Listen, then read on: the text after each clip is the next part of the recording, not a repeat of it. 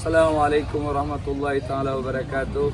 Alhamdulillahirabbil alamin, sallallahu alaihi sayyidina Muhammad wa ala alihi wa sahbihi wa man tabi'ahu ila yaumiddin.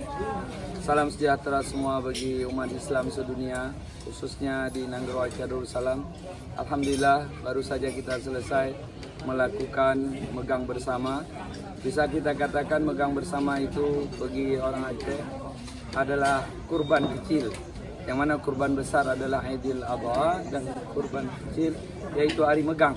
Dilaksanakan megang di Aceh yaitu awal Ramadan dan di dalam Ramadan menjelang hari raya Idul Fitri dan sebelum hari raya kurban.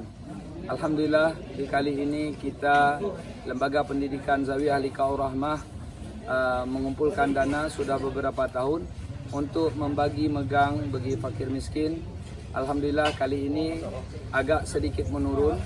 Dana yang terkumpul dari masyarakat peserta pengajian yaitu 51 juta rupiah, dan daging yang kita bagikan lebih kurang 310 paket, dan semoga hal itu semua bisa membahagiakan beliau-beliau yang menerima sedekah daripada jamaah. Mana bagi orang Aceh rasanya tidak lengkap apabila tidak ada megang, dan ini semua adalah sebagai bimbingan dan motivasi bagi masyarakat.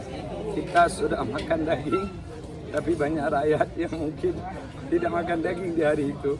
Maka dengan kebersamaan saling berbagi, semua kekurangan sesama kita akan tertutupi. Dan ini adalah sunnah Nabi, satu kegemaran daripada baginda Rasulullah SAW. Ta'awanu 'alal birri wat taqwa, tolong menolonglah atas kebaikan dan ketakwaan. Dengan ini juga proses mewujudkan hal demikian. Dan sedekah itu tadfa'ul bala, sedekah akan menolak bala yang akan jatuh kepada kita secara hukum adat, namun hakikat dari Allah semua. Semoga kita Muslim jangan cuma memikirkan diri sendiri, juga memikirkan orang di sekeliling kita. Apabila kita bahagia, mereka bahagia, itulah kemenangan bagi kita. Buat apa banyak uang tapi kita tidak sempat menikmati. Makan dengan keluarga itu bukan menikmati, tapi makan bersama itulah menikmati.